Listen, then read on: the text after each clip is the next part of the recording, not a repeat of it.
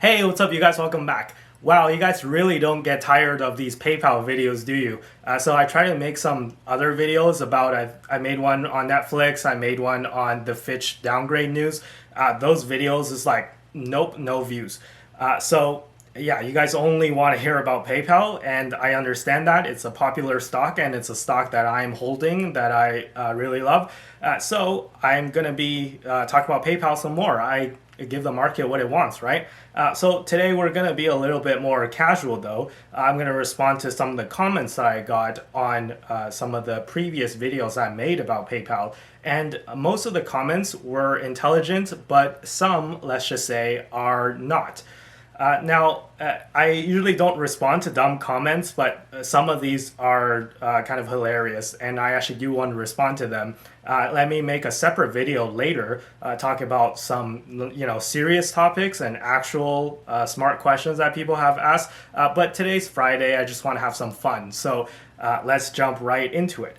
So Easy Meal 7075 says, "What a jerk! You were wrong. Just admit it." And I don't even know what to say to this, honestly. Tell me that you're not going to make it without telling me that you're not going to make it. People like this really bother me more than they should because this person clearly did not watch the entire video and has no arguments other than calling people names. And as this person's username indicates, I know we all want to eat easy meals, right? But life doesn't work that way. Everyone wants to eat, but no one wants to cook. I get that. But I'm telling you that you can't just go for the easy meals, okay? Good meals take time to prepare, and it takes skill, and takes experience, and high quality ingredients might be expensive.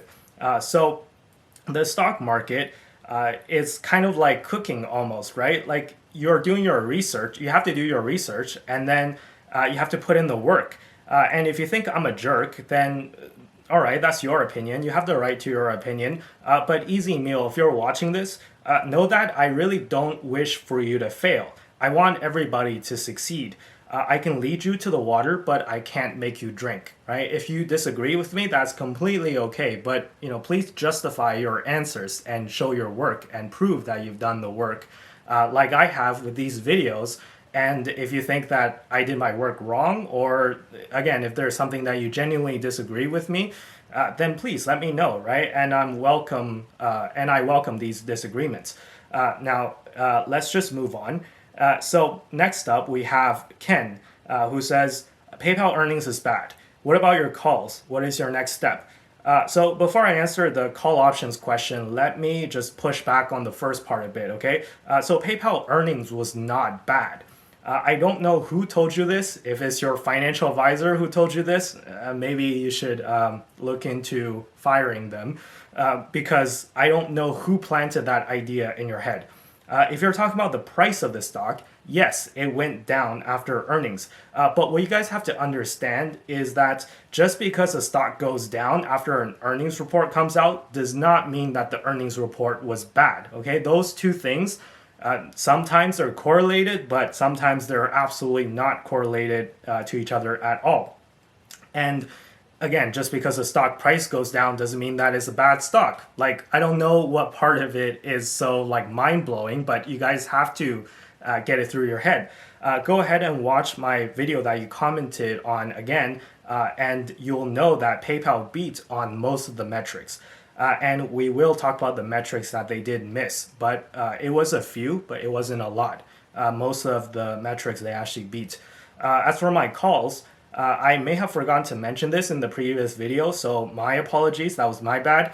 But my calls don't expire until December 2025. So I have a massive amount of time. And I think that it's because of Wall Street bets that people hear call options and they think weekly options or 0-day to expiry options. That's not the case at all, right? That's not what I did.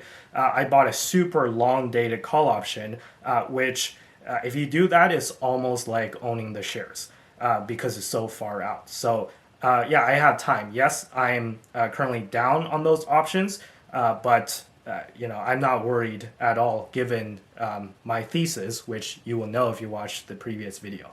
Next up, we have XXXK9 who says, Apple Pay, FedNow, and many other apps, it just seems like it's a saturated market at this point.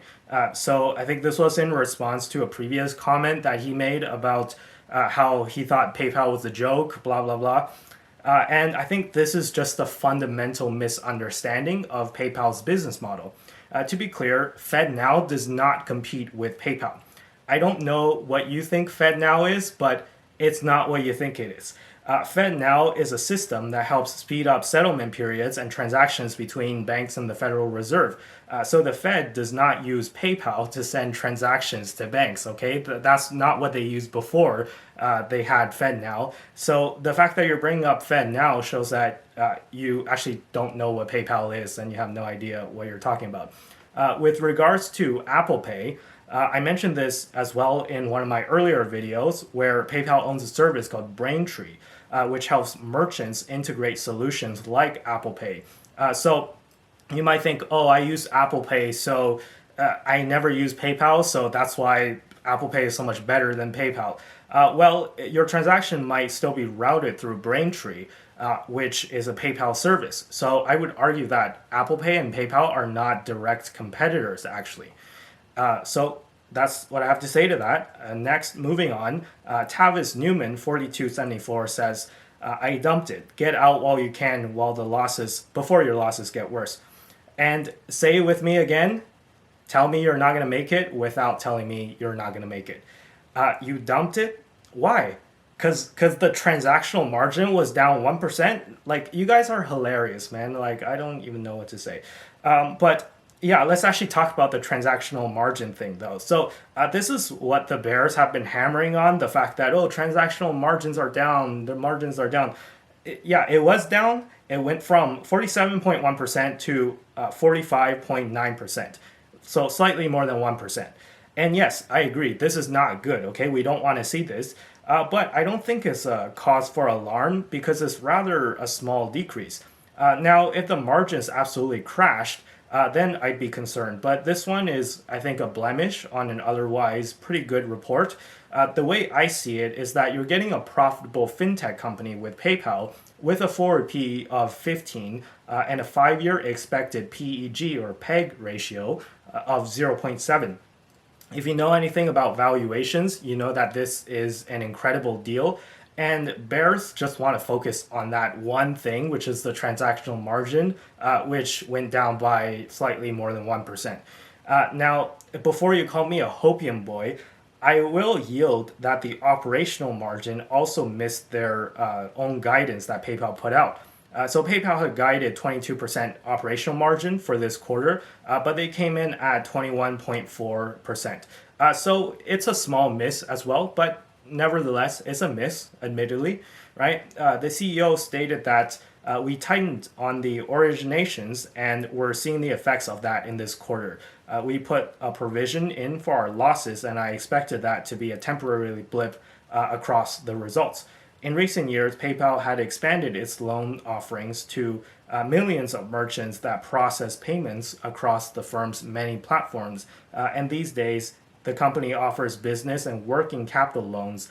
The business loans can be as small as $5,000 or as big as $150,000 for repeat borrowers.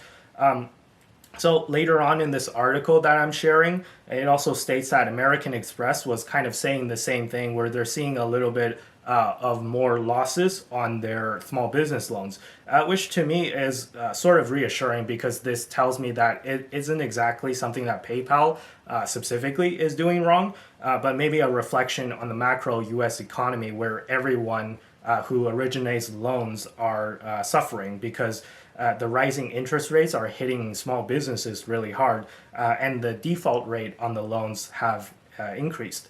But yeah, I mean, again, this is, I think, a macro thing, so I don't think it's necessarily anything that PayPal specifically is doing wrong. And also, like the CEO said, at least that's what he said, he's expecting it to be a temporary blip.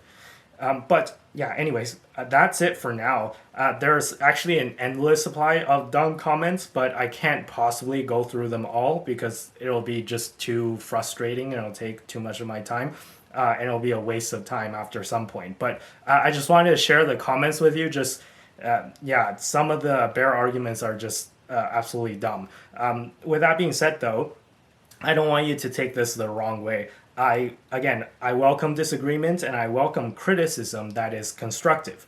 But if you're going to resort to personal attacks, then I assume that it's because you actually don't have any valid arguments and you're just a clown.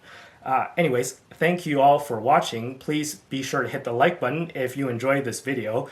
Probably will get a few more dislikes on this video than usual, so I highly encourage you, if you can, hit the like button. But, I'll see. It is what it is. If I get dislikes, then I get dislikes. But, yeah, as I said, I can lead you to the water, but I can't make you drink.